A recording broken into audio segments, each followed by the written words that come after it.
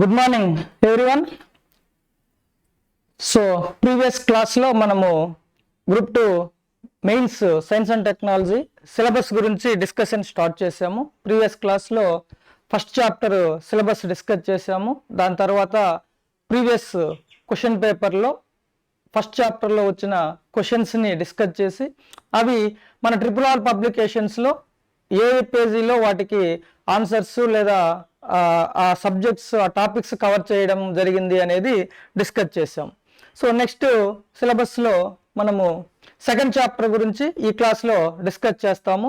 దానికంటే ముందుగా చిన్న అనౌన్స్మెంట్ ఏంటి అంటే, మనము ఆన్లైన్ ప్లాట్ఫామ్స్లో RRR పబ్లికేషన్స్ బుక్ గురించి సోర్సెస్ గురించి ఎక్స్ప్లెయిన్ చేస్తూ ఒక వీడియో అనేది రిలీజ్ చేయడం జరిగింది. దాని తర్వాత ఈ ఆన్లైన్ క్లాసెస్ ఎప్పటి నుంచి స్టార్ట్ చేస్తున్నారు ఏంటి అని చాలామంది క్వశ్చన్స్ అడుగుతూ ఉన్నారు.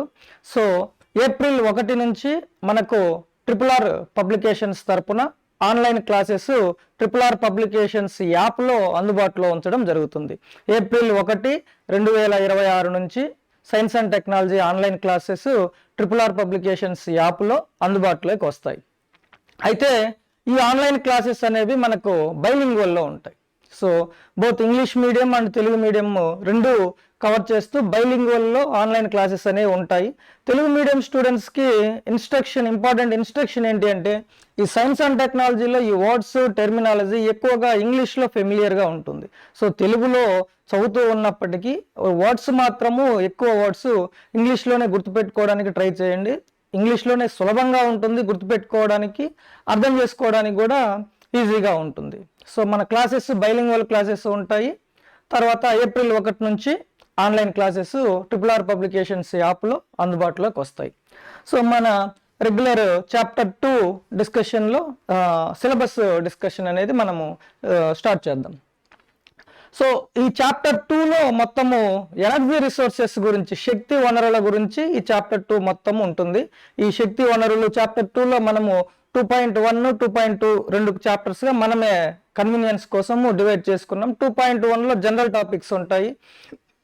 ఎనర్జీ రిసోర్సెస్, ఎనర్జీ డిమాండ్ ఏంటి, ఎనర్జీకి సంబంధించి పాలసీస్ ఏమున్నాయి, బయోఫ్యూయల్స్ ఏంటి, భారత్ స్టేజ్ అని ఈ కొన్ని రూల్స్ ఉన్నాయి ఎనర్జీ పొల్యూషన్ని కంట్రోల్లో పెట్టడానికి. ఆ తర్వాత 2.2 వచ్చేసి ఎనర్జీకి సంబంధించి ఇండివిజువల్గా రెన్యూవబుల్ ఎనర్జీ అంటే పునరుత్పత్తి చెందించే శక్తి వనరులు ఏంటి, నాన్ రెన్యూవబుల్ ఎనర్జీ పునరుత్పత్తి చెందలేని శక్తి వనరులు ఏంటి అని ఒక్కొక్క దాని గురించి, ఒక్కొక్క ఎనర్జీ రిసోర్సెస్ గురించి మనం డీటెయిల్గా చదువుకుంటూ వస్తాం. దానికి సంబంధించి రిసోర్సెస్ ఎక్కడున్నాయి, ప్రొడక్షను ఎట్లా ఉంది, ఎక్కడెక్కడ ఏ స్టేటు ప్రొడక్షన్ బాగుంది, తర్వాత గవర్నమెంట్ ఆ ఎనర్జీ రిసోర్సెస్ నుంచి ఎక్కువ ఎనర్జీని ప్రొడ్యూస్ చేయడానికి ఇనిషియేట్ చేసిన ప్రోగ్రామ్స్ ఏంటి, స్కీమ్స్ ఏంటి అని ఇలా ఒక్కొక్క దాని గురించి డీటెయిల్గా చూస్తాం. ముందుగా ఎనర్జీ రిసోర్సెస్, శక్తి లేదా ఇంధన వనరులు. సో ఒక దేశము అభివృద్ధి చెందాలి అంటే ఈ ఎనర్జీ అనేది చాలా క్రూషియల్ అన్నమాట, చాలా ఇంపార్టెంట్ కాంపోనెంట్. ఎనర్జీ లేకపోతే అభివృద్ధి అనేది ముందుకు పోదన్నమాట. సో ఈ ఎనర్జీ అనేది energy availability, energy affordability and energy consumption, ఈ మూడు చాలా ఇంపార్టెంట్ కాంపోనెంట్స్ అన్నమాట డెవలప్మెంట్లో. So availability, affordability and consumption అంటే ఒక వ్యక్తి లేదా ఒక దేశము ఎంత ఎనర్జీని కన్జ్యూమ్ చేస్తుంది అనేది ఇది ఒక డెవలప్మెంట్ ఇండికేటర్ అన్నమాట, ఎనర్జీ కన్జంప్షన్ అనేది. సో డెవలప్మెంట్కి ముందుకు పోయే కొలది ఈ ఎనర్జీ కన్జంప్షన్ పెరిగిపోతూ ఉంటుంది అనమాట. సో దానికి తగ్గట్టు మనము మన దేశంలో ఎనర్జీ ఇన్స్టాల్డ్ కెపాసిటీ ఎంత ఉంది, మొత్తం మీద అన్ని రిసోర్సెస్ ద్వారా కలిపి ఎంత ఎనర్జీ అనేది ఇన్స్టాల్ చేయడం జరిగింది అంటే ఫిబ్రవరి 2025 నాటికి 470 గిగావాట్స్ అనేది మన energy capacity, installed capacity.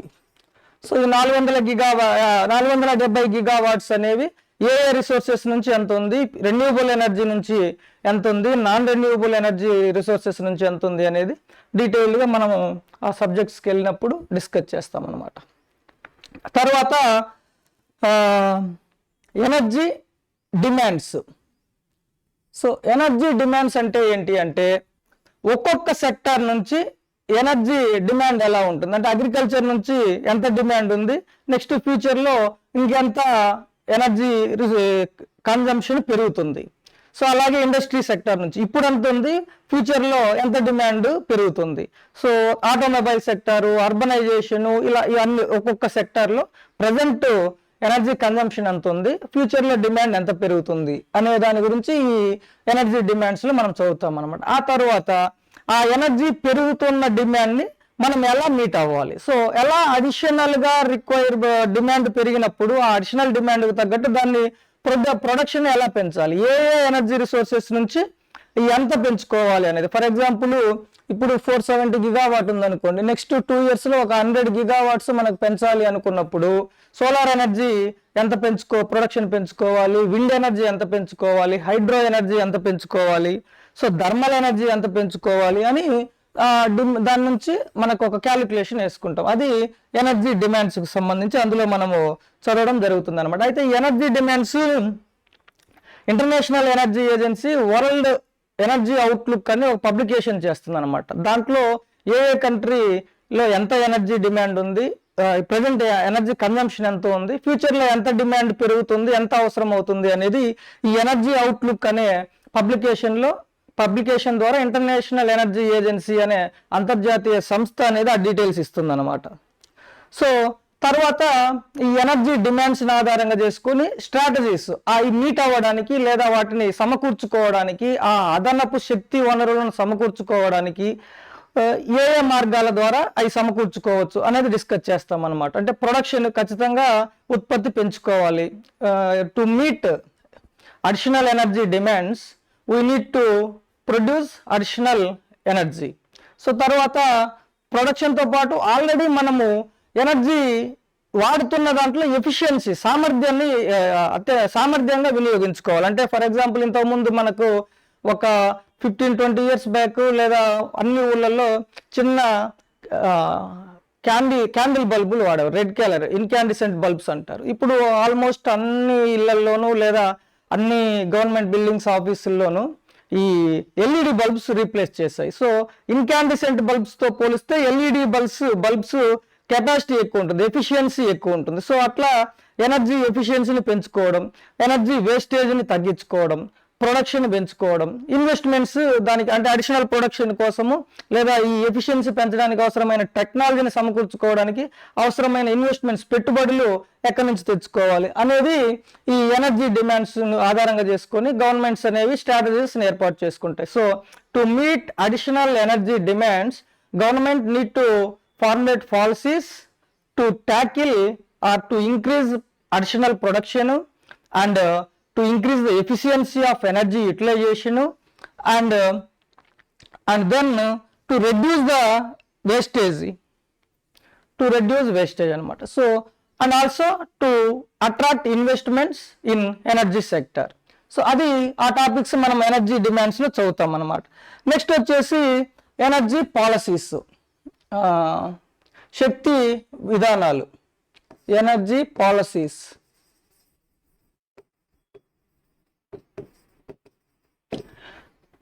Energy policies యొక్క ఇంపార్టెంట్ ఆబ్జెక్టివ్ ఏంటంటే to meet or to achieve socio economic growth through energy security. శక్తి భద్రత ద్వారా సామాజిక మరియు ఆర్థిక అభివృద్ధిని సాధించడమే ఈ శక్తి విధానాల యొక్క ముఖ్య లక్ష్యం అన్నమాట. సోషియో ఎకనామిక్ గ్రోత్ని ఎనర్జీ సెక్యూరిటీ ద్వారా సాధించడం. సో అది సాధించడం కోసము మనము గవర్నమెంట్స్ అనేవి ఎనర్జీ పాలసీస్ని ఫ్రేమ్ చేస్తున్నాయి. మొదటగా 2006లో ఇంటిగ్రేటెడ్ ఎనర్జీ పాలసీ అని 2006లో మొదట పాలసీ ప్రవేశపెట్టారు. తర్వాత మార్పులకు అనుగుణంగా 2017లో న్యూ ఎనర్జీ పాలసీని ఇంట్రడ్యూస్ చేశారు, జాతీయ ఇంధన విధానం 2017. సో ఈ ఎనర్జీ పాలసీస్లో ఆల్రెడీ మనం చెప్పుకున్నట్లు సోషియో ఎకనామిక్ గ్రోత్ని ఎనర్జీ సెక్యూరిటీ ద్వారా ఎలా సాధించాలి అనేది ఈ పాలసీస్ యొక్క ముఖ్య లక్ష్యం అన్నమాట. సో ఈ ఆబ్జెక్టివ్స్లో భాగంగా ఎనర్జీ సెక్యూరిటీని ఎలా పెంపొందించాలి, అఫోర్డబిలిటీ ఎలా అంటే అందరికీ సరసమైన ధరలకు అందుబాటులో ఎనర్జీని తీసుకురావడము, అవైలబిలిటీ సో మన దగ్గర కొనే సామర్థ్యం ఉన్నా కూడాను మనకు ఎనర్జీ అనేది అందుబాటులో మార్కెట్లో మనకు అందుబాటులో ఉండాలన్నమాట. సో ఇప్పుడు ఇరానియన్ క్రైసిస్ వచ్చింది. సో ఇలాంటి సందర్భాల్లో ఎనర్జీ రిసోర్సెస్ అనేవి మనకు సప్లై తగ్గిపోతుంది, ఇంపోర్ట్ అనేది అఫెక్ట్ అవుతుంది. అలాంటప్పుడు దాన్ని ఎలా ఎఫెక్టివ్గా ట్యాకిల్ చేసుకోవాలనేవి ఈ ఎనర్జీ పాలసీస్లో డీటెయిల్డ్గా ఫార్ములేట్ చేయడం జరిగిందనమాట. ఆ తర్వాత ఈ ఎనర్జీ పాలసీస్లోనే రెన్యూవబుల్ ఎనర్జీ అంటే ఇప్పుడు నాన్ రెన్యూవబుల్ ఎనర్జీ అంటే పునరుత్పత్తి చెందలేని శక్తి వనరులు వాడడం వల్ల అవి పర్యావరణానికి హాని కలిగిస్తాయి. అట్ ద సేమ్ టైము అవి వాడితే వనరులు తగ్గిపోతూ ఉంటాయి. సో అందువల్ల ఎనర్జీ సెక్యూరిటీని సాధించాలి అంటే రెన్యూవబుల్ ఎనర్జీ పునరుత్పత్తి చెందే రిసోర్సెస్ని ప్రొడ్యూస్ చేయాలి, ఇంక్రీజ్ చేయాలి. సో అవి అంటే వాడుతూ ఉన్నా కూడా అవి తరిగిపోవు ఆ వనరులు. సో అందువల్ల వాటి మీద ఎక్కువ ఫోకస్ ఉంటుంది ఈ పాలసీస్లో. సో అవి పాలసీస్ అన్నమాట. నెక్స్ట్ వచ్చేసి ఇండియన్ ఎనర్జీ సెక్యూరిటీ సినారియోస్ 2047 అంటే ఇది నీతి ఆయోగ్ ప్రవేశపెట్టిన ఒక ఓపెన్ టూల్ అనమాట. ఓపెన్ రిసోర్స్ టూల్ నీతి ఆయోగ్ ప్రవేశపెట్టింది. అంటే ఇదేం తెలియజేస్తుందంటే 2047 2047కి ఇండియాలో వేరు సెక్టార్స్లో ఎనర్జీ రిక్వైర్మెంట్ ఎలా ఉంటుంది, సో దాన్ని మీట్ అవ్వడానికి ఏ సోర్స్ నుంచి ఎంత ఎనర్జీ ప్రొడక్షన్ పెంచుకోవాల్సి వస్తుంది, తర్వాత అదేవిధంగా దానికి సజెషన్స్ ఇవ్వడానికి కూడా వేరే ఆర్గనైజేషన్స్ కానీ, ఇన్స్టిట్యూషన్స్ కానీ, ఎన్జిఓస్ కానీ, పీపుల్ కానీ సజెషన్స్ ఇవ్వచ్చు. ఇది ఒక ఓపెన్ రిసోర్స్ టూల్ అన్నమాట. Indian energy security scenarios 2047. It is a document, open resource tool released by the Niti Aayog, which indicates the energy requirements of our country in various sectors by 2047 and the strategies to achieve the energy demand by then by increasing production and efficiency or reducing wastage and attracting the investments అన్నమాట. అది energy security, Indian energy security scenarios గురించి అందులో మనము discuss చేస్తాం అన్నమాట. Next వచ్చేసి విద్యుత్ చట్టము, ఎలక్ట్రిసిటీ యాక్ట్ 2003. ఈ విద్యుత్ చట్టం ఎలక్ట్రిసిటీ యాక్ట్ 2003లో ఏంటి అంటే ఎలక్ట్రిసిటీ సెక్టార్ని రెగ్యులేట్ చేయడానికి, నియంత్రించడానికి కొన్ని బాడీస్, ఎలక్ట్రిసిటీ బాడీస్ని లేదా కొన్ని సంస్థల్ని ఇంట్రడ్యూస్ చేశారు నేషనల్ లెవెల్లో అండ్ స్టేట్ లెవెల్లో. నేషనల్ లెవెల్లో సెంట్రల్ ఎలక్ట్రిసిటీ రెగ్యులేటరీ కమిషను, స్టేట్లో ఎవ్రీ స్టేట్లో స్టేట్ ఎలక్ట్రిసిటీ రెగ్యులేటరీ కమిషన్స్ అని ఈ రెగ్యులేటరీ బాడీస్ అనేది ఏర్పాటు చేయడం జరిగింది ఎలక్ట్రిసిటీ సెక్టార్ని రెగ్యులేట్ చేయడానికి. తర్వాత దాంట్లో చేంజింగ్ సర్కమ్స్టాన్సెస్, మారుతున్న పరిస్థితులకు అనుగుణంగా ఒక సవరణ చేయడం జరిగింది. దాని గురించి కూడా డిస్కస్ చేస్తాం అన్నమాట. సో ఈ ఎలక్ట్రిసిటీ యాక్ట్ ఇంపార్టెన్స్ ఏంటంటే main objective to regulate the electricity sector at central and state levels and also to increase the production of renewable energy to meet environmental friendly targets అన్నమాట. So అది పర్యావరణానికి హాని కలిగించని పునరుత్పత్తి చెందే వనరులను, పునరుత్పత్తి చెందే శక్తిని టోటల్ ఎనర్జీలో పెంచడము, విద్యుత్ రంగాన్ని నియంత్రించడము, దానికోసం అన్నమాట. అది ఫెసిలిటేట్ చేస్తుంది ఈ చట్టం అనేది. సో నెక్స్ట్ వచ్చేసి new exploration NELP, new exploration and licensing policy 1997-98. New exploration and licensing policy అంటే ఇది హైడ్రోకార్బన్లు, ఆయిల్ ఫీల్డ్స్ని వాటిని అన్వేషించి ఎలా అక్కడ ఎక్కడెక్కడ రిసోర్సెస్ ఉన్నాయి, ఈ ఆయిల్ ఫీల్డ్స్ లేదా ఆయిల్ రిసోర్సెస్ ఎక్కడున్నాయి, వాటిని స్కేల్ లెవెల్లో, ఇండస్ట్రియల్ లెవెల్లో ప్రొడక్షన్ అక్కడ దాని నుంచి ఆయిల్ని తీయొచ్చా లేదా అని చెప్పేసి ఎక్స్ప్లోర్ చేసి అన్వేషించి ఓకే అనుకుంటే ఇది ఇండస్ట్రియల్ లెవెల్లో ప్రొడక్షన్ చేయొచ్చు, ఎకనామికల్గా వైబిలిటీ ఉంటుంది అని అనిపిస్తే లైసెన్స్లు ఇచ్చేసి దానిక్కడ ప్రొడక్షన్ స్టార్ట్ చేస్తారనమాట. అది new exploration and licensing policy 97-98. So ఇక్కడ ఇందులో ముఖ్యంగా ఏంటంటే పబ్లిక్ అండ్ ప్రైవేట్ సెక్టార్స్కి ఈక్వల్ ప్లాట్ఫామ్ ప్రొవైడ్ చేశారు ఫర్ ద ఫస్ట్ టైము ఈ హైడ్రోకార్బన్స్ ఫీల్డ్లో అనమాట, ఈ new exploration and licensing policy ద్వారా. దీన్ని రీప్లేస్ చేస్తూ 2016లో హైడ్రోకార్బన్ ఎక్స్ప్లోరేషన్ అండ్ లైసెన్సింగ్ పాలసీని ఇంట్రడ్యూస్ చేశారు, HELP. దీంట్లో ఈ NELPలో కొన్ని డ్రాబ్యాక్స్ ఉన్నాయి. ఆ డ్రాబ్యాక్స్ని ఓవర్కమ్ చేయడానికి ఈ 2016లో హైడ్రోకార్బన్ ఎక్స్ప్లోరేషన్ అండ్ లైసెన్సింగ్ పాలసీని ప్రవేశపెట్టడం జరిగిందనమాట. సో ఈ NELPలో ఉన్న డ్రాబ్యాక్స్ ఏంటి అంటే, ఫర్ ఎగ్జాంపుల్ మనము హైడ్రోకార్బన్స్ అంటే ఆయిల్ ఎక్స్ప్లోరేషన్ స్టార్ట్ చేశారు. ఆయిల్ ఎక్స్ప్లోరేషన్ స్టార్ట్ చేసినప్పుడు సహజ వాయువు, న్యాచురల్ గ్యాస్ వాళ్ళు ఫైండ్ అవుట్ చేశారు అనుకోండి. ఆయిల్ కోసము వీళ్ళు ఎక్స్ప్లోరేషన్ అన్వేషించడం స్టార్ట్ చేశారు. బట్ అది దొరకలేదు, న్యాచురల్ గ్యాస్ అనేది వీళ్ళు కనిపెట్టారు. సో అప్పుడు ఏమవుతుందంటే ఈ పాలసీలో భాగంగా దీనికి లైసెన్స్ ఉండదు, ఓన్లీ వాళ్ళకి ఆయిల్కు మాత్రమే పర్మిషన్ ఉంది. బట్ ఈ హైడ్రోకార్బన్ ఎక్స్ప్లోరేషన్ అండ్ లైసెన్సింగ్ పాలసీలో భాగంగా ఓపెన్ లైసెన్సింగ్ పాలసీ అనే విధానాన్ని ప్రవేశపెట్టారు. దాంట్లో ఏంటంటే నువ్వు ఒక ఏరియాలో నువ్వు లైసెన్స్ తీసుకున్న తర్వాత ఆ ఏరియాలో ఏ రిసోర్స్ని నువ్వు ఫైండ్ అవుట్ చేసినా కూడా నీకు లైసెన్స్ ఇస్తారనమాట, ఓపెన్ లైసెన్సింగ్ పాలసీ. ఆ డ్రాబ్యాక్ని ఓవర్కమ్ చేస్తుంది ఇది. సో ఇంకా పూర్తి డీటెయిల్స్ మనము సబ్జెక్ట్ వెళ్ళినప్పుడు మాట్లాడుకుంటాం. అదేవిధంగా ఈ NELPలో ప్రాఫిట్ షేరింగ్ మోడల్ ఇది మాత్రము రెవెన్యూ షేరింగ్ మోడల్. అయితే ఈ రెండింటికి తేడా ఏంటి? ప్రాఫిట్ షేరింగ్ మోడల్లో గవర్నమెంట్కి లాస్ ఉంటుంది, రెవెన్యూ షేరింగ్ మోడల్లో ఎవరికి ఎటువంటి లాస్ ఉండదు అనమాట. ఈ డీటెయిల్స్ మనము సబ్జెక్ట్ గురించి వెళ్ళినప్పుడు డిస్కస్ చేస్తాం. నెక్స్ట్ వచ్చేసి national of shore wind energy policy. Of shore wind energy అంటే పవన శక్తి, ఆఫ్ షోర్ అంటే ఓపెన్ సీస్లో. యాక్చువల్గా విండ్ ఎనర్జీ పవన శక్తిని ప్రొడ్యూస్ చేయాలంటే విండ్ స్పీడ్ అనేది కన్సిస్టెంట్గా ఉండాలి. మనకు ఈ ల్యాండ్ మాస్ మీద అంటే భూ ఉపరితలం మీద అన్ని ప్రదేశాల్లో కూడా అది ఫేవరబుల్ కండిషన్స్ ఉండవు ఈ పవన శక్తిని ప్రొడ్యూస్ చేయడానికి, కొన్ని స్పెసిఫిక్ రిక్వైర్మెంట్స్ ఉన్నాయి.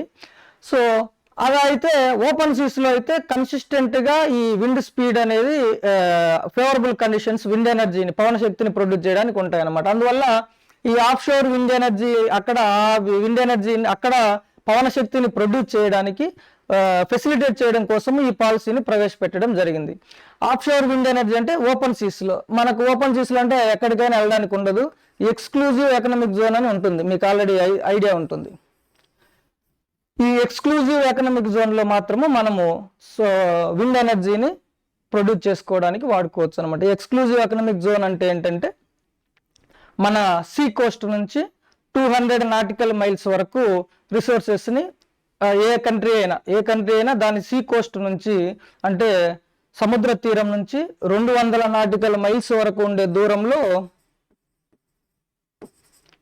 ఆ రిసోర్సెస్ని అవి వాడుకోవచ్చు అనమాట ఎక్స్క్లూజివ్గా. సో 200 నాటికల్ మైల్స్ అంటే దాదాపు 380 కిలోమీటర్లు వస్తుంది. 1 nautical mile is equal to 1.85 kilometres అనమాట. సో ఆ ఎక్స్క్లూజివ్ ఎకనామిక్ జోన్లో విండ్ ఎనర్జీని ఎలా డెవలప్ చేయాలి దాన్ని ఫెసిలిటేట్ చేయడం కోసం ఈ పాలసీ ఉంది. తర్వాత ఈ విండ్ సోలార్ హైబ్రిడ్ పాలసీ అనేది ఒకటి ఉంది. విండ్ అంటే పవన శక్తి, సోలార్ అంటే సౌరశక్తి. యాక్చువల్గా ఈ శక్తిని ప్రొడ్యూస్ చేసిన తర్వాత విండ్ మిల్స్ ద్వారా wind energy, solar power plants ద్వారా సోలార్ ఎనర్జీని ఉత్పత్తి చేయడం జరిగింది.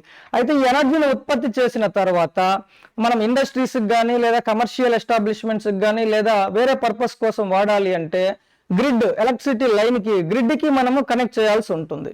ఎలక్ట్రిసిటీకి డిస్ట్రిబ్యూషన్ చేయాలి అంటే సో ఆ గ్రిడ్ కనెక్ట్ చేసేటప్పుడు ఇప్పుడు జనరల్గా విండ్కి సపరేట్గా ఉంది, సోలార్కి సపరేట్గా ఉంది. అయితే ఈ రెండింటిని కలిపి ఎఫెక్టివ్గా యూటిలైజ్ చేసుకోవడం కోసము విండ్ సోలార్ హైబ్రిడ్ పాలసీ అనేది ఇంట్రడ్యూస్ చేయడం జరిగింది. అంటే యాక్చువల్గా ఎలక్ట్రిసిటీ లైన్స్ కామన్గానే విండ్కి వేసింది, సోలార్కి వేసింది అని ఒకటే. అంటే రిసోర్సెస్ని మినిమైజ్ చేసుకోవచ్చు, అంటే ఒకటే దాన్ని రెండింటికి వాడుకోవచ్చు. దాంతోపాటు ఇక్కడ ల్యాండ్ ఈ లైన్స్ వేయడానికి ల్యాండ్ ఎలాగో అవసరం అవుతుంది. సో ఈ ల్యాండ్ని ఈ ఇన్ఫ్రాస్ట్రక్చర్ని ఎఫెక్టివ్గా సమర్థవంతంగా వాడుకోవడం కోసము ఈ పాలసీ అనమాట. To utilize land and infrastructure effectively the wind solar hybrid policy has been introduced to link the power produced in wind sector and solar sector with the grid, electricity grid. So దాని యొక్క main importance ఇది. తర్వాత green hydrogen policy 2022. Green హైడ్రోజన్కి మనము green hydrogen అంటే environmental friendly, పర్యావరణానికి హాని చేయని ఫ్యూయల్ అనమాట. ఇది గ్రీన్ హైడ్రోజన్. ఈ వరల్డ్లో మన కంట్రీని గ్రీన్ హైడ్రోజన్కి హబ్గా చేయాలి అనేది ఈ పాలసీ యొక్క మెయిన్ ఉద్దేశం. దాని యొక్క ఫర్దర్ టార్గెట్స్ ఏంటి, ఆబ్జెక్టివ్స్ ఏంటి అనేది మనం డీటెయిల్గా తర్వాత చూస్తాం. తర్వాత బ్యాటరీ వేస్ట్ మేనేజ్మెంట్ రూల్స్. బ్యాటరీలను యూటిలైజ్ చేసిన తర్వాత ప్రాపర్గా డిస్పోజ్ చేయాలి. ప్రాపర్గా డిస్పోజ్ చేయకపోతే ఎన్విరాన్మెంటల్ ప్రాబ్లమ్స్ వస్తాయి. అవి ఎక్కువగా అలాగే ఎన్విరాన్మెంట్లో పరిసరాలలో ఎక్కువ రోజులు వాటి యొక్క లైఫ్ టైం ఉంటుందన్నమాట. అందువల్ల ఈ బ్యాటరీ వేస్ట్ని ప్రాపర్గా డిస్పోజ్ చేయడం కోసము 2022లో బ్యాటరీ వేస్ట్ మేనేజ్మెంట్ రూల్స్ అనేది ఇంట్రడ్యూస్ చేయడం జరిగింది. So to dispose used batteries effectively, battery waste management rules 2022 have been introduced by the government of India. So as part of battery waste management, the government introduced polluter pay principle in the form of extended producer responsibility, EPR. Extended producer responsibility అంటే ఆ బ్యాటరీలను ఎవరైతే produce చేస్తారో, ఉత్పత్తి చేస్తారో వాళ్ళే దాన్ని environmental friendly మేనర్లో dispose చేయాలి. ఆ వేస్ట్ని ట్యాకిల్ చేసి డిస్పోజ్ చేయాలన్నమాట. అది extended producer responsibility. Polluter face, ఇది ఒక ప్రిన్సిపల్ అనమాట. అంటే ఎవడైతే పొల్యూట్ చేస్తాడో వాడే దానికి పరిహారం చెల్లించాలి. ఈ ప్రిన్సిపల్ ఆధారంగా ఈ బ్యాటరీ వేస్ట్ మేనేజ్మెంట్ రూల్స్లో ఎవరు బ్యాటరీలను ప్రొడ్యూస్ చేస్తారో వాళ్ళకే ఆ బాధ్యతను అప్పచెప్పారనమాట. సో అది battery waste management rules. Next వచ్చేసి మనము బయోఫ్యూయల్స్, జీవ ఇంధనాల గురించి డిస్కస్ చేస్తాం.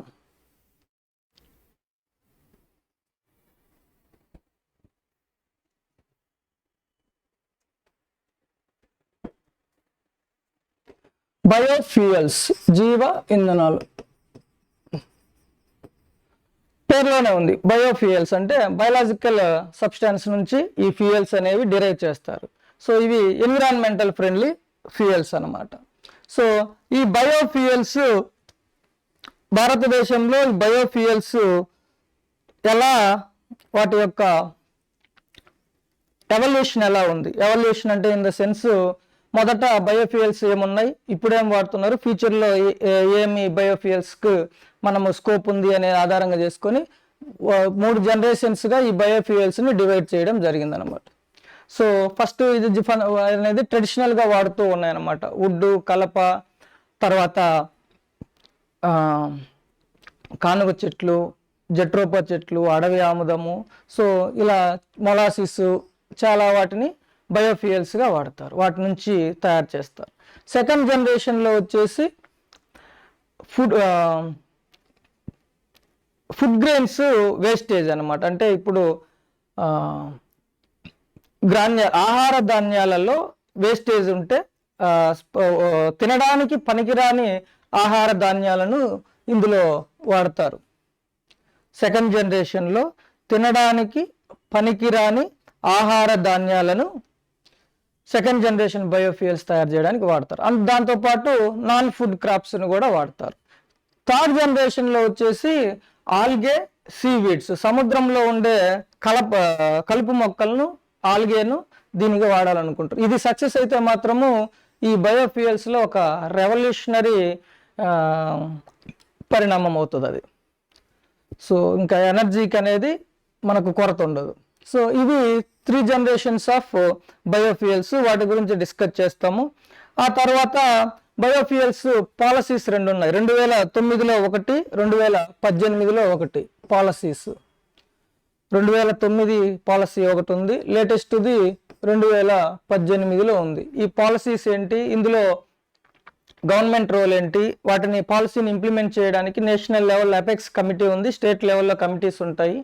అవి అన్ని ఫుడ్ గ్రెయిన్స్ను అలో చేస్తాయా లేదా ఫుడ్ గ్రెయిన్స్ని మనము బయోఫ్యూయల్స్గా వాడాలంటే పర్మిషన్ తీసుకోవాలి. ఫుడ్ గ్రెయిన్స్ అంటే ఈవెన్ దో అది తినడానికి పనికిరాని ఫుడ్ గ్రెయిన్స్ అయినప్పటికీ దాన్ని యూటిలైజ్ చేయాలంటే పర్మిషన్ తీసుకోవాలి. ఇది మన ప్రీవియస్ క్వశ్చన్ వచ్చింది దీని మీద, ఈ food grains and biofuel related.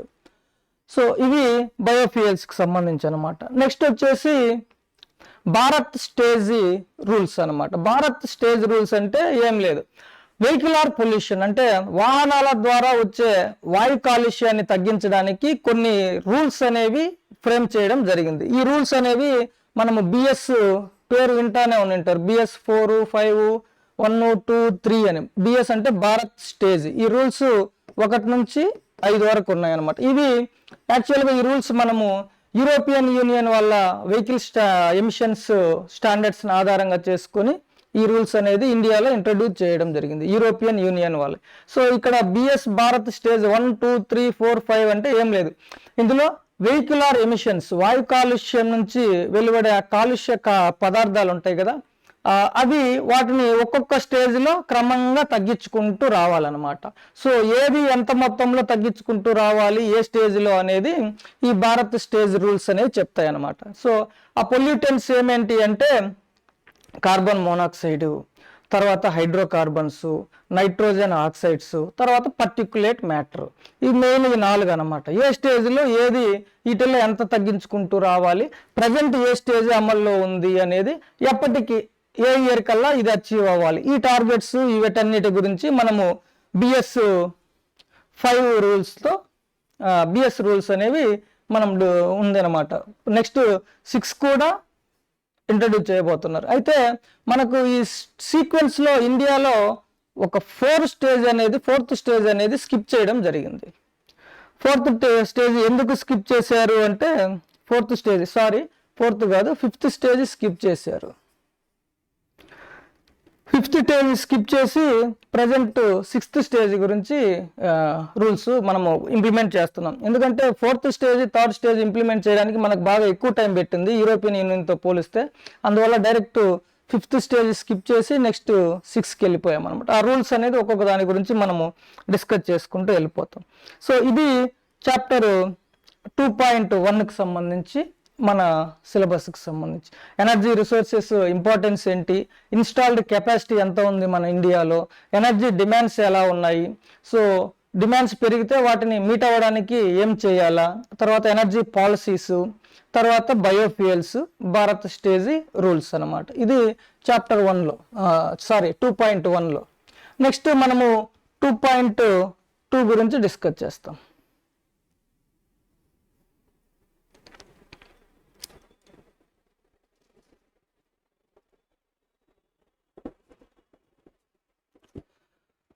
So 2.2లో energy resources గురించి స్పెసిఫిక్గా డిస్కస్ చేస్తాం. ఎనర్జీ రిసోర్సెస్ మామూలుగా ఈ యూటిలైజ్ చేసిన టైంని బట్టి రెన్యూవబుల్ కెపాసిటీని బట్టి రకరకాలుగా వర్గీకరించారు. టైంని బట్టి conventional resources and non conventional resources అని డివైడ్ చేయడం జరిగింది. సాంప్రదాయ వనరులు, సాంప్రదాయ శక్తి వనరులు, సాంప్రదాయేతర శక్తి వనరులు.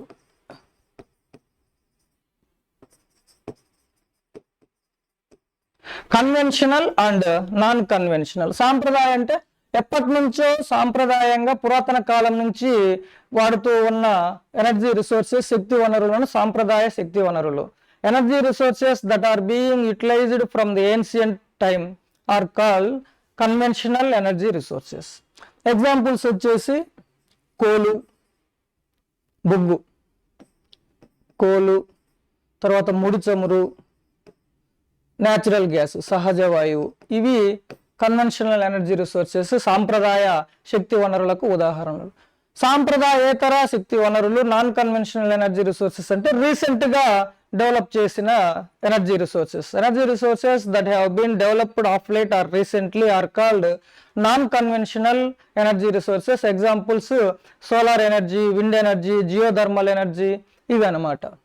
రీసెంట్గా సోలార్ ఎనర్జీ సౌరశక్తి, విండ్ ఎనర్జీ పవన శక్తి, జియోథర్మల్ ఎనర్జీ భూతాప శక్తి, ఇవి నాన్ కన్వెన్షనల్ ఎనర్జీ రిసోర్సెస్. వాటి గురించి డీటెయిల్గా చూస్తాం.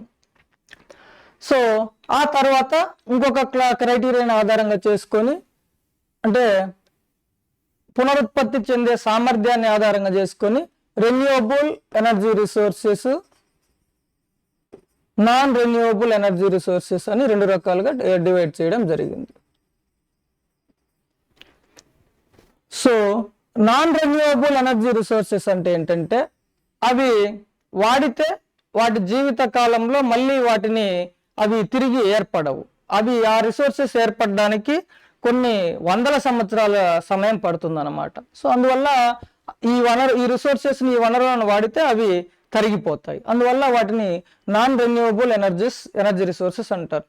Those resources that cannot be renewed in its life time or and it takes hundreds of years for renewal అనమాట. సో అందువల్ల వీటిని నాన్ రెన్యూవబుల్ ఎనర్జీ రిసోర్సెస్ అని అంటారు అనమాట. తర్వాత రెన్యూవబుల్ రిసోర్సెస్. ఈ రెన్యూవబుల్ రిసోర్స్ అంటే పునరుత్పత్తి చెందే, వాటి లైఫ్ టైంలోనే రెన్యూవల్ అవుతూ ఉంటాయి, వాడుతూ ఉంటే అవి తరిగిపోవు. ఫర్ ఎగ్జాంపుల్ సోలార్ ఎనర్జీ కంటిన్యూస్గా డైలీ వస్తూనే ఉంటుంది, అది కాన్స్టెంట్గా ఉంటుంది. సో అది తరిగిపోవడం అంటూ ఉండదు. అందువల్ల దాన్ని renewable energy resources. Those energy resources even after its utilization they do not reduce or they do not decrease in reserves. Such type of resources are called renewable energy resources. Examples వచ్చేసి solar energy, wind energy, hydro electricity, biofuels, ఇవన్నీ renewable అనమాట. So ముందుగా non renewable energy రిసోర్సెస్కి సంబంధించి coal, బొగ్గు. ఈ బొగ్గు అనేది నాన్ రెన్యూవబుల్ తెలుసు మనకు. బొగ్గును బ్లాక్ గోల్డ్ అని అంటాము. సో బొగ్గులో టైప్స్ ఏంటి, తర్వాత రిజర్వ్స్ ఎక్కడున్నాయి, బొగ్గు గనులు ఎక్కడున్నాయి, ఇవన్నీ ఇలాంటి డీటెయిల్స్ అన్నీ ఎక్కువగా ఏ రాష్ట్రాలు బొగ్గు ఉత్పత్తి చేస్తున్నాయి, సో బొగ్గును ఆధారంగా చేసుకొని ఉండే ప్లాంట్స్ ఎక్కడున్నాయి, ఇవన్నీ కూడాను మనం ఇందులో డిస్కస్ చేస్తాం. తర్వాత కార్బన్ కంటెంట్ని ఆధారంగా చేసుకొని, అంటే కార్బన్ కంటెంట్ ఎక్కువ ఉంటే అది క్వాలిటీ ఎక్కువ ఉన్నట్టు బొగ్గు అనమాట. అందులో బొగ్గులో సో బొగ్గును 4 రకాలుగా డివైడ్ చేయడం జరిగింది అనమాట. సో P2, లిగ్నైట్, బిటుమినస్, ఆంథ్రసైటు అని 4 రకాలుగా డివైడ్ చేశారు. ఎందులో కార్బన్ కంటెంట్ ఎంత ఉంటుంది, క్వాలిటీ ఎంత ఉంది, అవి దేనికి ఉపయోగపడతాయి, ఆ రిసోర్సెస్ ఎక్కువగా ఎక్కడ డిస్ట్రిబ్యూట్ అయ్యి ఉన్నాయి అనేది మనము దాని గురించి డిస్కస్ చేసినప్పుడు చూస్తాం. తర్వాత దాంతోపాటు ఈ బొగ్గుకు సంబంధించి కోల్ ఫీల్డ్లో గవర్నమెంట్ ఇనిషియేటివ్స్ ఏమున్నాయి, ఉత్తమ్ అని అన్లాకింగ్ ట్రాన్స్పరెన్సీ కోసం ఒక యాప్ని ఇంట్రడ్యూస్ చేశారు. తర్వాత coal allocation monitoring system CAMS అని ఒక సిస్టమ్ని ఇంట్రడ్యూస్ చేశారు. అవి డీటెయిల్గా తర్వాత మనము డిస్కస్ చేస్తాం అనమాట. టైప్స్ వచ్చేసి జనరల్గా గోండ్వానా బొగ్గు, టెర్షరీ బొగ్గు అని 2 రకాలుగా ఉంటుంది. ఇండియాలో ఎక్కువగా 90% గోండ్వానా బొగ్గే ఉంటుంది. సో అవి డీటెయిల్గా మనము తర్వాత డిస్కస్ చేస్తాం. తర్వాత పెట్రోలియము, భారతదేశము, చమురు శుద్ధి కర్మాగారాలు. పెట్రోలియం వచ్చేసి ఇది కూడా నాన్ రెన్యూవబుల్ ఎనర్జీ. సో మనకు ఇండియాలో పెట్రోలియం రిజర్వ్స్ ఎక్కడున్నాయి, ఆయిల్ రిఫైనరీ, చమురు శుద్ధి కర్మాగారాలు ఎక్కడెక్కడ ఉన్నాయి, సో ఎంత ఇంపోర్ట్ చేసుకుంటున్నాము, తర్వాత ఇలా వీటికి సంబంధించి గవర్నమెంట్ ఇనిషియేటివ్స్ ఏంటి, సో ప్రజెంట్ స్టేటస్ ఏంటి, ఎంత ఇంపోర్ట్ ఉంది, ఎంత డొమెస్టిక్ ప్రొడక్షన్ మన దేశంలోనే ఉత్పత్తి చేస్తున్నాం అనేది దాని గురించి డిస్కస్ చేస్తాం. తర్వాత బొగ్గులో ఇంపార్టెంట్ గవర్నమెంట్ ఇన్స్టిట్యూషన్ వచ్చేసి public sector unit coal India limited. పెట్రోలియంలో వచ్చేసి ONGC, oil and natural gas corporation limited అనమాట. నెక్స్ట్ వచ్చేసి సహజ వాయువు, న్యాచురల్ గ్యాస్. సహజ వాయువు న్యాచురల్ గ్యాస్ అంటే ఇది నథింగ్ బట్ మీథేన్. ఇది సహజ వాయువు ఆల్మోస్ట్ పెట్రోలియం ఆయిల్ రిజర్వ్స్ ఎక్కడైతే ఉంటుందో ఇది కూడా వాటికి అసోసియేట్ అయి అక్కడే దొరుకుతుంది అనమాట. అవి 2 ఆల్మోస్ట్ ఇంటర్లింకింగ్. పెట్రోలియం ఉన్న చోటే సహజ వాయువు దాదాపుగా అక్కడే ఉంటుంది అనమాట. సో నెక్స్ట్ వచ్చేసి సహజ వాయువులో important government public sector unit వచ్చేసి GAIL, gas authority of India limited అనమాట. సో ఈ సహజ వాయువులో టైప్స్ ఉన్నాయి. LNG, liquid natural gas, liquefied natural gas, PNG, piped natural gas అని, తర్వాత CNG, కంప్రెస్డ్ న్యాచురల్ గ్యాస్ అని. ఈ ఒకసారి తర్వాత మనం డీటెయిల్గా సబ్జెక్ట్ చూసినప్పుడు చూస్తాం మనం. తర్వాత ఇందులో నేషనల్ గ్యాస్ గ్రిడ్ అని ఈ మొత్తము గ్యాస్ను మొత్తం అందరికీ అందుబాటులో ఉంచే విధంగా చేయాలనేది నేషనల్ గ్యాస్ గ్రిడ్ అనేది ఒకటి ఎస్టాబ్లిష్ చేయడం జరిగింది ఇండియాలో. సో దాని గురించి కూడా మనం డిస్కస్ చేస్తాం. దాంతోపాటు ఈ సహజ వాయువు దగ్గరే కోల్ బెడ్ మీథేన్ అని ఒకటి ఉంది, one type of natural gas, అది దాని గురించి డిస్కస్ చేస్తాం. దాంతోపాటు షేల్ గ్యాస్ అని ఒకటి ఉంది. ఇవి అంటే ఏంటి, వాటికి సంబంధించి మనము డీటెయిల్స్. కోల్ అంటే కోల్తో పాటు కోల్ డిపాజిట్స్లో న్యాచురల్ గ్యాస్ దొరుకుతుంది అనమాట, దాన్ని కోల్ బెడ్ మీథేన్ అంటాం. షేల్ గ్యాస్ అంటే రాతి పొరలలో, కింద భూమిలో రాతి పొరలలో న్యాచురల్ గ్యాస్ అందుబాటులో ఉంటుంది, దాన్ని షేల్ గ్యాస్ అంటాం. దాని గురించి కూడా మనము చూస్తాం. సో అది సహజ వాయువు, న్యాచురల్ గ్యాస్. నెక్స్ట్ వచ్చేసి థర్మల్ విద్యుత్. థర్మల్ విద్యుత్ అంటే దీన్ని బొగ్గు, సహజ వాయువు, పెట్రోలియం, ఈ మూడిటిని ఆధారంగా చేసుకొని ఎలక్ట్రిసిటీని ప్రొడ్యూస్ చేసే ప్లాంట్స్ థర్మల్ ప్లాంట్స్ అన్నమాట. సో ఈ థర్మల్ ప్లాంట్స్ మనకు ఎక్కడెక్కడ ఉన్నాయి, వాటి యొక్క కెపాసిటీ ఎంత ఏంటి అనేది మనం డిస్కస్ చేస్తాము. దాంట్లోనే 4000 మెగావాట్స్ కంటే ఎక్కువ కెపాసిటీతో ఉంటే గనక వాటిని అల్ట్రా మెగా పవర్ ప్లాంట్స్ అంటారు. So ultra mega power plants ఇండియాలో ఎక్కడెక్కడ ఉన్నాయి, నెక్స్ట్ ప్రపోజల్స్ ఎక్కడెక్కడ డెవలప్ చేయడానికి ఉన్నాయి అనేది అక్కడ మనం సబ్జెక్ట్లో డీటెయిల్గా చూస్తాం అనమాట. సో అవి నాన్ రెన్యూవబుల్ ఎనర్జీ రిసోర్సెస్. బొగ్గు, పెట్రోలియము, సహజ వాయువు, తర్వాత అందులోనే ఇంకో 2 types coal bed methane, shale gas. వీటిని ఆధారంగా చేసుకొని ఎలక్ట్రిసిటీని ప్రొడ్యూస్ చేసే పవర్ ప్లాంట్సే ఈ థర్మల్ పవర్ ప్లాంట్స్ అనమాట, థర్మల్ విద్యుత్. Next renewable energy resources. Renewable energy రిసోర్సెస్లో ఇంపార్టెంట్ వచ్చేసి సోలార్ ఎనర్జీ. సూర్యుని శక్తి మనకు తెలుసు, అది అబండెంట్గా ఉంటుంది, అన్లిమిటెడ్గా ఉంటుంది. సో దాన్ని ఆధారంగా చేసుకొని బోత్ ఎలక్ట్రిసిటీ ప్రొడ్యూస్ చేయొచ్చు, అదేవిధంగా ఉష్ణశక్తి, హీట్ ఎనర్జీ కూడా ప్రొడ్యూస్ చేయొచ్చు. సో ఈ ఎలక్ట్రిసిటీని ప్రొడ్యూస్ చేసేవి మాత్రం solar photo voltaic cells, solar photo voltaic plants అంటారు. హీట్ ఎనర్జీని ప్రొడ్యూస్ చేసేవి మాత్రము వాటిని solar thermal energy, solar thermal plants అని అంటారు అన్నమాట. So solar photo voltaic, solar thermal plants, ఇవి 2 టైప్స్ ఉన్నాయన్నమాట. సో మనకు ఇండియాలో, వరల్డ్లో, ఇండియాలో, ఏపీలో ఇంపార్టెంట్ సోలార్ పార్క్స్ ఏంటి, సోలార్ పార్కులు. సోలార్ పార్కులు అంటే నథింగ్ బట్ సోలార్ పవర్ ప్లాంట్సే అనుకోవచ్చు అనమాట. వాటి సోలార్ పార్క్స్ ఎక్కడ ఉన్నాయి, వాటి యొక్క ప్రొడక్షన్ కెపాసిటీ ఎంత అనేది డీటెయిల్డ్ మనం చూస్తాం. దీంట్లో ఒక క్వశ్చన్ కూడా వచ్చింది, సోలార్ పార్క్స్ వాటి కెపాసిటీ ఎంత అనేది. మొన్న ఏపీపీఎస్సి గ్రూప్ 2 ప్రీవియస్ ఇయర్లో ఈ క్వశ్చన్ అడిగారు దీని మీద. సో దాంతోపాటు నెక్స్ట్ వచ్చేసి ఈ సోలార్ ఎనర్జీని ఎంకరేజ్ చేయడానికి ప్రొడక్షన్ని లేదా యూటిలైజేషన్ని గవర్నమెంట్ ఇనిషియేటివ్స్ ఏం తీసుకుంది అనేది ఒకసారి మనము డీటెయిల్గా చూస్తాం. ఇండియా ఇనిషియేట్ తీసుకొని ఇంటర్నేషనల్ సోలార్ అలయన్స్ అనేది ఇంటర్నేషనల్ ఆర్గనైజేషన్ ఏర్పాటు చేసింది. ఈ ఇండియాలో వచ్చేసి నేషనల్ సోలార్ మిషన్ అనేది ఒకటి ఉంది, కుసుమ్ అనే ప్రోగ్రామ్ ఒకటి ఉంది. ఆ డీటెయిల్స్ మనము తర్వాత చూసుకుంటాం. అది సోలార్ ఎనర్జీ. తర్వాత విండ్ పవర్, పవన శక్తి. విండ్ పవర్ ఆల్రెడీ అదే, ఇవన్నీ renewable energy resources. Wind power కూడా సేమ్ అంతే అనమాట. విండ్ పవర్ ఫేవరబుల్ కండిషన్స్ ఎక్కడ ఉంటాయి, ఈ విండ్ పవర్ను ప్రొడ్యూస్ చేసే ప్లాంట్స్ని విండ్ మిల్స్ అంటాం అనమాట. ఈ విండ్ మిల్స్ ఎక్కడున్నాయి, wind power capacity, production capacity highest ఏ స్టేట్లో ఉంది. సో అలాగే సోలార్ కూడా హైయెస్ట్ ఏ స్టేట్లో ఉంది. ఈ హైయెస్ట్ కెపాసిటీ ఏ స్టేట్లో ఉందని మొన్న ప్రీవియస్ క్వశ్చన్లో అడిగారు. ఇది విండ్ ఎనర్జీ, విండ్ పవర్ అన్నమాట. సో అది ఇండియాలో విండ్ కెపాసిటీ ఎంత ఉంది, ఏ స్టేట్స్ ఎక్కువగా ప్రొడ్యూస్ చేస్తున్నాయి అనేది దాంట్లో మనము డిస్కస్ చేస్తాం. అందులో భాగంగానే ఆఫ్ షోర్ విండ్ ఎనర్జీ, ఇందాకాలే డిస్కస్ చేసాం. ఓపెన్ సీస్లో విండ్ ఎనర్జీని ప్రొడ్యూస్ చేస్తే దాన్ని ఆఫ్ షోర్ విండ్ ఎనర్జీ అంటాం. అది తర్వాత హైడ్రో ఎలక్ట్రిసిటీ, జల విద్యుత్. ప్రొడక్షన్ ఆధారంగా చేసుకొని ఈ హైడ్రో పవర్ ప్లాంట్స్ని 2 టైప్స్గా డివైడ్ చేస్తారు, large hydro power plants and small hydro power plants. 25 megawatts కంటే ఎక్కువ ప్రొడక్షన్ ఉంటే large hydro power plants, 25 megawatts కంటే తక్కువ ఉంటే స్మాల్ హైడ్రో పవర్ ప్లాంట్స్. ఈ మన గవర్నమెంట్ ఆఫ్ ఇండియా క్లాసిఫికేషన్ ప్రకారము స్మాల్ హైడ్రో పవర్ ప్లాంట్స్ వచ్చేసి రెన్యూవబుల్ కింద ఉన్నాయి. అయితే ఇంతకుముందు ఈ large hydro power plants non renewable కింద ఉన్నాయి. ఇది రీక్లాసిఫై చేసి ఈ లార్జ్ హైడ్రో పవర్ ప్లాంట్స్ని కూడాను రెన్యూవబుల్ ఎనర్జీ రిసోర్సెస్ కింద క్లాసిఫై చేశారు.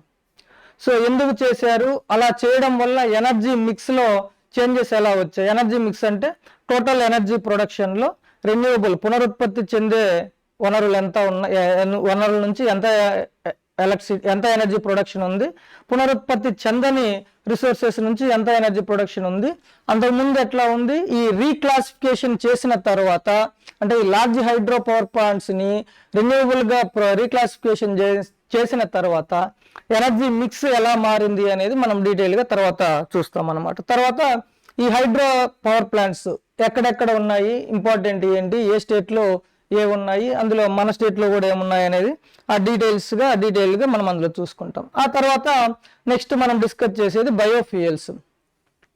బయోఫ్యూయల్స్ ఇందాక ఆల్రెడీ చూసాం, 3 జనరేషన్స్ ఉన్నాయి, 1, 2, 3 అని. సో అవి బయోలాజికల్ సబ్స్టాన్సెస్ నుంచి ప్రొడ్యూస్ చేస్తాము. అందులో మళ్ళీ ఇంపార్టెంట్ బయో డీజిల్ ఒకటి ఉంది, బయో ఇథనాల్ ఒకటి ఉంది, బయో గ్యాస్, బయోమాస్ అని ఇలా 4 ఇంపార్టెంట్ ఉన్నాయి. ఈ బయో డీజిల్ వచ్చేసి ట్రాన్స్ఎస్టరిఫికేషన్ అనే ప్రాసెస్ ద్వారా తయారు చేస్తారు. అండ్ మన పేరు ఒకటి గుర్తుంటే చాలు, ప్రాసెస్ అవసరం లేదు. బయో ఇథనాల్ వచ్చేసి ఫెర్మెంటేషన్ ప్రాసెస్లో తయారు చేస్తాం. ఫెర్మెంటేషన్ అంటే కిణ్వన ప్రక్రియ ద్వారా. సో బయోగ్యాస్ డైరెక్ట్గా వేస్టేజ్, యానిమల్ వేస్ట్ లేదా బయలాజికల్ వేస్ట్ నుంచి ప్రొడ్యూస్ చేస్తాము. బయోమాస్ డైరెక్ట్గా యానిమల్ ప్లాంట్ ప్రోడక్ట్స్ని డైరెక్ట్గా ఎనర్జీ ప్రొడక్షన్లో వాడతారు బయోమాస్ అంటే. సో అది ఒక్కొక్కటి దాని గురించి డీటెయిల్గా మనము తర్వాత డిస్కస్ చేసుకుంటాం. నెక్స్ట్ వచ్చేసి జియోథర్మల్ ఎనర్జీ, భూతాపశక్తి. భూతాపశక్తి అంటే ఏంటంటే ఈ మ్యాగ్మా అంటే ఎర్త్క్వేక్స్ వచ్చినప్పుడు, అగ్నిపర్వతాలు బద్దలైనప్పుడు లోపల ఉన్నది వేడి పదార్థము లిక్విడ్ రూపంలో ఉన్న మ్యాగ్మా అని అంటాం మనం. సో ఆ మ్యాగ్మా భూమి లోపల రాతి పొరల మధ్యలో ఉంటుందన్నమాట. ఆ రాతి పొరల మధ్యలో ఉన్న మ్యాగ్మా, దాంతోపాటు కొన్ని రేడియో ధార్మిక పదార్థాలు ఉంటాయి, రేడియో యాక్టివిటీని చూపించే కొన్ని మూలకాలు ఉంటాయి. ఆ రేడియో యాక్టివిటీ వల్ల వచ్చే హీట్ ఎనర్జీ అది ఈ భూమిలో రాతి పొరలలో మధ్య ఉంటాయి. సో ఈ మ్యాగ్మాని కానీ ఈ రేడియో ధార్మిక శక్తిని కానీ మనము టెక్నాలజీని ఉపయోగించి పైకి తీసుకొచ్చి దాన్ని ఎలక్ట్రిసిటీగా మార్చడాన్ని జియోథర్మల్ ఎనర్జీ అని అంటాం అన్నమాట. సో జియోథర్మల్ ఎనర్జీ కెపాసిటీ ఎక్కడ ఉంది ఇండియాలో, తర్వాత ప్లాంట్స్ ఎక్కడ ఉన్నాయి, ఇండియా ఎంత ప్రొడ్యూస్ చేయగలదు అనే దాని గురించి అక్కడ చదువుతాం అన్నమాట. దాంతోపాటు జియోథర్మల్లోనే మనము హాట్ స్ప్రింగ్స్ అని అనుకుంటాం. అంటే భూమి లోపల నుంచి వేడి నీరు పైకి ఉబికి వస్తూ ఉంటుంది. ఆ వేడి నీరు సోర్సెస్ దగ్గర కూడా మనము యూటిలైజ్ చేసుకొని ఈ జియోథర్మల్ ఎనర్జీని అనేది ప్రొడ్యూస్ చేయొచ్చు అనమాట. సో అది జియోథర్మల్ ఎనర్జీ. ఇండియాలో హిమాచల్ ప్రదేశ్ అండ్ కాశ్మీర్, లడఖ్లో ఎక్కువగా ఈ జియోథర్మల్ ఎనర్జీని ప్రొడ్యూస్ చేయడానికి అవకాశాలు ఉన్నాయన్నమాట. నెక్స్ట్ వచ్చేసి టైడల్ ఎనర్జీ. తెలుగులో వేలా తరంగ శక్తి. టైడ్స్ అంటే ఓషియన్, సముద్రాలలో మనకు daily up and downs, waves లెంత్లో అప్ అండ్ డౌన్స్ వస్తూ ఉంటాయి. దాన్ని మనం పోటు పాట్లు అని అంటాం. జాగ్రఫీలో మీకు డీటెయిల్గా వస్తుంది అది. పోటు పాట్ అంటే ఈ సూర్యునికి, చంద్రునికి, భూమికి ఉండే గురుత్వాకర్షణ శక్తి వల్ల ఈ రోజులో కొన్నిసార్లు వాటర్ లెవెల్ పైకి అంటే పోర్ట్లు వేవ్స్ లెంత్ ఇంక్రీజ్ అవుతుంది, కొన్నిసార్లు డిక్రీజ్ అవుతుంది. సో ఈ పోటు పాట్లలో ఉండే తేడాను ఆధారంగా చేసుకొని, ఆ డిఫరెన్స్ని ఆధారంగా చేసుకొని ఎనర్జీని ప్రొడ్యూస్ చేయొచ్చు అనమాట. దాన్ని టైడల్ ఎనర్జీ అని అంటాము. ఆ టైడల్ ఎనర్జీని ప్రొడ్యూస్ చేయడానికి ఫేవరబుల్ కండిషన్స్ ఏ కండిషన్స్ అవసరము, అవి ఇండియాలో ఎక్కడ ఉన్నాయి అనేది మనం డీటెయిల్గా చూస్తాం. గల్ఫ్ ఆఫ్ కచ్లో మోస్ట్లీ ఫేవరబుల్ కండిషన్స్ ఉన్నాయి మనకు, గుజరాత్లో. తర్వాత ocean thermal energy, OTEC. Ocean thermal energy అంటే ఇక్కడ టెంపరేచర్ గ్రేడియంట్ని ఆధారంగా చేసుకొని, అంటే ఉష్ణోగ్రత వ్యత్యాసం ఆధారంగా చేసుకొని సముద్రాల నుంచి కూడా శక్తిని ప్రొడ్యూస్ చేయొచ్చు అనమాట. అది ఓషియన్ థర్మల్ ఎనర్జీ. అంటే సముద్రం నీటి ఉపరితలం పైన ఉండే ఉష్ణోగ్రతకి నీటి లోపల ఉండే ఉష్ణోగ్రతకి తేడా ఉంటుంది. పైన కొద్దిగా నీటి లోపల మాత్రం ఉష్ణోగ్రత తక్కువగా ఉంటుంది, పైన మాత్రము ఉష్ణోగ్రత కంపారిటివ్లీ ఎక్కువగా ఉంటుంది. సో టెంపరేచర్ గ్రేడియంట్ ఉంటుంది. పైన కింద ఉన్న ఈ ఉష్ణోగ్రత వ్యత్యాసాలను ఆధారంగా చేసుకొని ఈ సముద్రంలో ఈ ఓషియన్ థర్మల్ ఎనర్జీని ప్రొడ్యూస్ చేయొచ్చు అనమాట. సో అది ఓషియన్ థర్మల్ ఎనర్జీ గురించి. తర్వాత దాంతోపాటు వేస్ట్ టు ఎనర్జీ, వేస్ట్ నుంచి మనము ఎలా ఎనర్జీని ప్రొడ్యూస్ చేయొచ్చు, మున్సిపల్ సాలిడ్ వేస్ట్ కానీ లేదా ఎనిమల్ వేస్ట్ కానీ లేదా అగ్రికల్చరల్ ప్రొడ్యూస్ వేస్ట్ కానీ ఇలా రకరకాల వేస్ట్ నుంచి ఎనర్జీ ఎలా ప్రొడ్యూస్ చేయొచ్చు అనేది చూస్తాము. తర్వాత దాంతోపాటు నెక్స్ట్ వచ్చేసి హైడ్రోజన్ ఫ్యూయల్. హైడ్రోజన్ అనేది గ్రీన్ ఫ్యూయల్ అనమాట. అది ఎలా ప్రొడ్యూస్ చేస్తాము, హైడ్రోజన్ ఫ్యూయల్ తర్వాత దాన్ని బ్యాటరీ వెహికల్స్, ఎలక్ట్రిక్ వెహికల్స్లో కూడా ఈ హైడ్రోజన్ ఫ్యూయల్ అనేది వాడచ్చు. ఫ్యూయల్ సెల్లో మనము ఎలక్ట్రిక్ వెహికల్స్ వాడేది ఫ్యూయల్ సెల్. ఇందులో హైడ్రోజన్ ప్లస్ ఆక్సిజన్ ఈ రెండు కలిపి ఫ్యూయల్ సెల్లో ఉపయోగించి ఎలక్ట్రిక్ వెహికల్స్లో వాడచ్చు అనమాట. సో ఈ హైడ్రోజన్ ఫ్యూయల్ అనేది green hydrogen fuel, environmental friendly fuel అనమాట. సో దాన్ని ఎలా ప్రొడ్యూస్ చేస్తాము, సో యూటిలైజేషన్ ఎలా, దాని పాలసీ ఏంటి, ఆల్రెడీ మనము గ్రీన్ హైడ్రోజన్ పాలసీ గురించి కూడా మాట్లాడుకున్నాం అనమాట. డీటెయిల్స్ అనేది తర్వాత మనము డిస్కస్ చేసుకుంటాం. దాంట్లో నేషనల్ గ్రీన్ హైడ్రోజన్ మిషన్ కూడా ఒకటి ఉందన్నమాట. దీన్ని ఎఫెక్టివ్గా ప్రొడక్షన్ పెంచి బాగా యూటిలైజ్ చేసుకోవాలి అని ఆ మిషన్ అనేది ఇంట్రడ్యూస్ చేయడం జరిగింది. తర్వాత చివరిగా వచ్చేసి ఈ రెన్యూవబుల్ ఎనర్జీ సెక్టార్లో గవర్నమెంట్ రీసెంట్గా చేపట్టిన ప్రోగ్రామ్స్ ఏంటి, ఇనిషియేటివ్స్ ఏంటి, వాటికి సంబంధించి ఇన్స్టిట్యూషన్స్ ఎక్కడ ఉన్నాయి, solar energy national solar institute, తర్వాత విండ్ రీసెర్చ్ ఇన్స్టిట్యూటు, తర్వాత రెన్యూవబుల్ ఎనర్జీ ఏజెన్సీలు ఇలాంటివన్నీ ఎక్కడున్నాయి, వాటి రోల్ ఏంటి అనేది చూస్తాం. దాంతోపాటు గ్రీన్ ఎనర్జీ కారిడార్ అనేది కూడా ఒకటి ఉందన్నమాట. గ్రీన్ ఎనర్జీ కారిడార్ అంటే ఈ రెన్యూవబుల్ ఫ్యూయల్స్ని యూటిలైజ్ చేయడం కోసము, ప్రొడక్షన్ ప్లస్ డిస్ట్రిబ్యూషన్ కోసము ఈ గ్రీన్ ఎనర్జీ కారిడార్ అనేది ఇంట్రడ్యూస్ చేయడం జరిగింది. అది అంటే ఏంటి, ఏ స్టేట్స్లో ప్రజెంట్ అమల్లో ఉంది, నెక్స్ట్ ఏ స్టేట్స్లో ఇంట్రడ్యూస్ చేయబోతున్నాం అనే దాని గురించి మనము డీటెయిల్గా ఆ సబ్జెక్ట్ వచ్చినప్పుడు ఆ టాపిక్ అప్పుడు డిస్కస్ చేస్తాం అనమాట. సో ఇది ఓవరాల్గా సెకండ్ చాప్టర్. ఇది 2.2. 2.2లో ఇండివిజువల్ ఎనర్జీ రిసోర్సెస్ గురించి మాట్లాడతాం. Conventional energy resources, non conventional energy resources, సాంప్రదాయేతర. తర్వాత రెన్యూవబుల్, నాన్ రెన్యూవబుల్లో బొగ్గు, పెట్రోలియము, సహజ వాయువు అంటే natural gas, coal, petroleum, natural gas, thermal విద్యుత్. రెన్యూవబుల్లో solar energy, wind power, hydro electricity, biofuels, geothermal energy, tidal energy, ocean thermal energy, waste to energy. తర్వాత రీసెంట్ గవర్నమెంట్ ఇనిషియేటివ్స్ ఏంటి, ఇందులో రెన్యూవబుల్ ఎనర్జీ సెక్టార్లో ఉన్న ఇన్స్టిట్యూషన్స్ ఏంటి, విండ్లోను సోలార్లోను, గ్రీన్ ఎనర్జీ కారిడార్ అంటే ఏంటి అనేది మనము డిస్కస్ చేస్తాం అనమాట.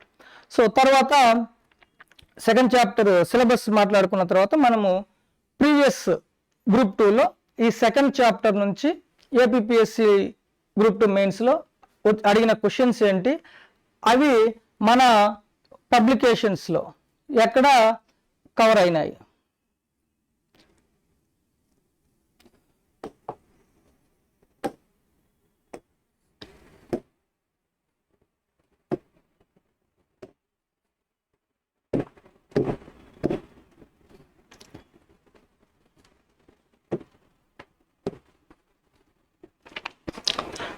సో సెకండ్ చాప్టర్ నుంచి తక్కువ క్వశ్చన్సే వచ్చాయి. లాస్ట్ ప్రీవియస్ ఇయర్లో 5 క్వశ్చన్సే వచ్చినాయి. లాస్ట్ పేపరు 5 పేపర్స్ మధ్య ఈక్విటబుల్ డిస్ట్రిబ్యూషన్గా క్వశ్చన్స్ అడగలేదు. 3rd, 4th and 5th chapters మీద ఎక్కువ క్వశ్చన్స్ వచ్చాయి. ఫస్ట్ అండ్ సెకండ్ చాప్టర్ మీద మాత్రము బాగా తక్కువ క్వశ్చన్స్ అడిగారు.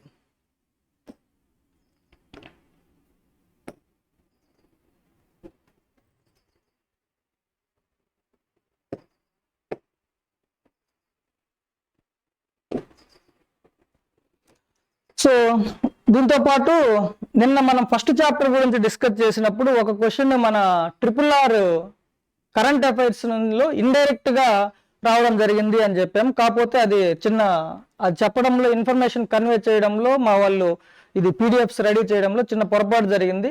ఆ క్వశ్చన్ కూడాను మన RRR మెయిన్ బుక్లోనే డైరెక్ట్గా దానికి మనకు ఆన్సర్ ఉంది. ఇది రేడియో ఖగోళ శాస్త్ర కేంద్రం ఎక్కడ ఉంది అని అడిగినప్పుడు మనము ఆన్సర్ ఊటీ అనుకున్నాము. అది కరెంట్ అఫైర్స్ బుక్లో ఇండైరెక్ట్గా ఆన్సర్ ఉంది అని చెప్పేసి నేను చెప్పడం జరిగింది ప్రీవియస్ క్లాస్లో. కాకపోతే అది డైరెక్ట్గా మన RRR పబ్లికేషన్స్లోనే మెయిన్ బుక్లోనే 14వ పేజీలో ఉందన్నమాట. సో అదొకటి చిన్న కరెక్షను. సో 14వ పేజీలో ఊటీ రేడియో టెలిస్కోపు దక్షిణ భారతదేశంలోని ఊటీకి సమీపంలో ఉంది అని చెప్పేసి డైరెక్ట్గా మన RRRలోనే ఉంది అది ఆన్సరు. మనము నిన్న ఇండైరెక్ట్గా ఉంది, అది కరెంట్ అఫైర్స్లో ఉంది అని చెప్పాము, సారీ. సో ఈ నెక్స్ట్ ఫస్ట్ చాప్టర్కి సంబంధించి క్వశ్చన్స్ అనమాట. సో ఈ ఫస్ట్ క్వశ్చన్ సెకండ్ చాప్టర్కి సంబంధించి కొత్త మరియు పునరుత్పాదక ఇంధన మంత్రిత్వ శాఖ యొక్క లక్ష్యం ఏంటి? Ministry of new and renewable energy resources, ఈ మినిస్ట్రీ యొక్క ఆబ్జెక్టివ్స్ ఏంటి అనేది క్వశ్చన్ అడిగారనమాట. ఒకటి శక్తి భద్రత, ఎనర్జీ సెక్యూరిటీ. రెండోది క్లీన్ పవర్, క్లీన్ పవర్లో షేర్ పెంచుకోవడము, క్లీన్ పవర్లో స్వచ్ఛ పవర్ వాటాల పెరుగుదల. మూడోది శక్తి లభ్యత మరియు అందుబాటు, ఎనర్జీ అవైలబిలిటీ మరియు అఫోర్డబిలిటీ. నెక్స్ట్ ఎనర్జీ స్తోమత, ఇది అఫోర్డబిలిటీ. 5 శక్తి సమానత్వము, ఎనర్జీ ఈక్వాలిటీ, ఎనర్జీ ఈక్విటబిలిటీ. వీటిల్లో ministry of new and renewable energy మంత్రిత్వ శాఖ యొక్క ఆబ్జెక్టివ్స్ ఏంటి అంటే, సో శక్తి భద్రత, ఎనర్జీ సెక్యూరిటీ కావాల్సిందే, క్లీన్ పవర్లో షేర్ పెరగాల్సిందే. ఇందాక ఆల్రెడీ మనం అనుకున్నట్టు ఎనర్జీ అఫోర్డబిలిటీ, అవైలబిలిటీ, కన్జంప్షన్ చాలా ఇంపార్టెంట్, ఈక్విటబుల్గా అని చెప్పేసి అనుకున్నాం. సో ఆల్ ది అబవ్ అనమాట. ఇది మనకు ఈ పేజ్ నెంబర్లో 348లో దీనికి ఆన్సర్ ఉందన్నమాట. డైరెక్ట్గా మన బుక్లో ఈ టాపిక్ అనేది డిస్కస్ చేయడం అనేది, ఇంక్లూడింగ్ ఆప్షన్స్ కూడా ఉన్నాయన్నమాట. నెక్స్ట్ సెకండ్ క్వశ్చన్ వచ్చేసి, ప్రపంచంలోకెల్లా భారతదేశం అతిపెద్ద స్థాపించబడిన పవన శక్తిని కలిగి ఉంది. సో ప్రపంచంలో పవన శక్తి, విండ్ ఎనర్జీ జనరేషన్లో ఇండియాస్ ప్లేస్ ఎంత ప్రొడక్షన్లో అంటే 4వ ప్లేస్ ఉంది. ఇది మన పబ్లికేషన్ బుక్లో 348వ పేజీలో ఉందన్నమాట. 348వ పేజీలో ఉంది. సో ప్రపంచంలో అత్యధిక పవన శక్తిని ఉత్పత్తి చేసే దేశాలు చైనా, అమెరికా, తర్వాత జర్మనీ, తర్వాత ఇండియా 40 గిగావాట్స్. డైరెక్ట్గా భారత్ 4వ స్థానంలో ఉందని ఇవ్వడం జరిగింది. నెక్స్ట్ క్వశ్చన్ వచ్చేసి స్టేట్మెంట్, వాదన. పెట్రోలుతో కలపడానికి, ఇథనాల్ ఉత్పత్తికి, మిగులు ఆహార ధాన్యాల వినియోగాన్ని జాతీయ జీవ ఇంధన సమన్వయ కమిటీ ఆమోదించాలి. స్టేట్మెంట్, పెట్రోల్తో కలపడానికి, ఇథనాల్ ఉత్పత్తికి, మిగులు ఆహార ధాన్యాల వినియోగాన్ని జాతీయ జీవ ఇంధన సమన్వయ కమిటీ ఆమోదించాలి. స్టేట్మెంట్ అది. కారణం, రీజన్ వచ్చేసి మిగులు ఉత్పత్తి దశలో రైతులకు తమ ఉత్పత్తులకు సరైన ధర లభించని ప్రమాదం ఉంది. యాక్చువల్గా మనము national policy on biofuels 2018 discuss చేసినప్పుడు ది ప్రీవియస్ క్వశ్చన్ అడిగారు అని చెప్పి అనుకున్నాము. సో అందులో 3 generations ఆఫ్ బయోఫ్యూయల్స్ గురించి మాట్లాడాం. First generation, second generation, third generation. Second జనరేషన్లో ఫుడ్ గ్రెయిన్ వేస్ట్ని బయోఫ్యూయల్స్గా వాడతారు, దాంతోపాటుగా నాన్ ఫుడ్ క్రాప్స్ని వాడతారు అని చెప్పాం. అయితే ఫుడ్ గ్రెయిన్ వేస్ట్ని బయోఫ్యూయల్స్గా వాడడానికి జాతీయ ఒక కమిటీ అనేది పర్మిషన్ ఇవ్వాల్సి ఉంటుంది అని చెప్పాం. దానికి రిలేటెడ్ క్వశ్చన్ అనమాట. అయితే ఫుడ్ గ్రెయిన్స్ని వేస్ట్ని వాడుకోవాలంటే కమిటీ పర్మిషన్ ఇవ్వాలి. ఇక్కడ స్టేట్మెంటు కరెక్టే, రీజను కరెక్టే, కాకపోతే వివరణ కరెక్ట్ కాదనమాట. సో మిగులు ఉత్పత్తి దశలో రైతులకు తమ ఉత్పత్తులకు సరైన ధరని లభించని ప్రమాదం ఉంది. ఎస్, ఇది కరెక్ట్. ఇది కరెక్ట్ కాబట్టి రైతులకు సరైన ధర లభించడం కోసము ఇథనాల్కు ఈ సర్ప్లస్ని వాడుకోవడానికి పర్మిషన్ ఇస్తారు. సో ఇది స్టేట్మెంట్ ఇచ్చి ఇది వాదన అయితే అప్పుడు 2 కరెక్టు, ఏ ఆప్షన్ వస్తుంది. కాకపోతే ఈ స్టేట్మెంట్ కరెక్టే, ఈ రీజన్ కరెక్టే, కానీ ఈ స్టేట్మెంట్కి ఈ రీజన్ ఎక్స్ప్లెనేషన్ ఇవ్వదన్నమాట. సో అందువల్ల ఏ మరియు ఆర్ సరే, కానీ ఏకి ఆర్ సరైన వివరణ కాదు. సో ఇది ఆన్సర్ వచ్చేసి మనకు 317వ పేజీలో ఉంది. దేశంలో ఆహార ధాన్యాల మిగులు దశ సందర్భంలో రైతులకు గిట్టుబాటు ధర రాని పరిస్థితి ఏర్పడింది. గిట్టుబాటు ధర రాని పరిస్థితులలో కమిటీ పర్మిషన్ ఇచ్చి దాన్ని సర్ప్లస్ ఫుడ్ గ్రెయిన్స్ని బయో ఇథనాల్ ప్రొడక్షన్కు వాడుకోవచ్చు అని పర్మిషన్ ఇస్తుంది అన్నమాట. Next question solar parks. ఇందా చెప్పాక సోలార్ పార్క్స్ వాటి కెపాసిటీ జతపరచమని అడిగారు అనమాట. Ramagiri hybrid solar wind park, Anantapuram 1, Kurnool solar park, Anantapuram 2. ఇవి కెపాసిటీ ఎంత అని చెప్పి ఇది మనకు మన RRR పబ్లికేషన్స్ మెయిన్ బుక్లో 347వ పేజీలో ఉందన్నమాట. సో 5 పవర్ ప్లాంట్స్ ఉన్నాయి, వాటి కెపాసిటీస్ ఉన్నాయి, అందులో 4 గురించి అడిగారు. సో నెక్స్ట్ క్వశ్చన్ వచ్చేసి భారతదేశంలో అత్యధిక పవన శక్తిని ఉత్పత్తి చేసే రాష్ట్రం ఏది? ఆల్రెడీ ఇందాక విండ్ పవర్ గురించి మాట్లాడేటప్పుడు నేను చెప్పాను ఈ క్వశ్చన్ ప్రీవియస్ క్వశ్చన్ వచ్చింది అని చెప్పేసి. గుజరాత్ మనకు మన పుస్తకంలో 349వ పేజీలో ఉందన్నమాట. Highest production Gujarat, next Tamil Nadu, తర్వాత కర్ణాటక. సో అది విండ్ పవర్ ప్రొడక్షన్ గురించి. సో 5 క్వశ్చన్స్ వచ్చాయి ప్రీవియస్ ఈ చాప్టర్ నుంచి, 5 కూడాను మన RRR పబ్లికేషన్స్లో డైరెక్ట్గా ఆన్సర్స్ ఉన్నాయి 5 క్వశ్చన్స్కి. ఇది చాప్టర్ 2 సిలబస్ ఎక్స్ప్లెనేషను, తర్వాత ప్రీవియస్ ఇయర్ క్వశ్చన్ పేపర్స్లో క్వశ్చన్ పేపర్ డిస్కషను. అవి మన RRR పబ్లికేషన్స్లో వాటికి ఆన్సర్స్ ఏ పేజీల్లో ఉన్నాయి అనేది. Okay, thank you.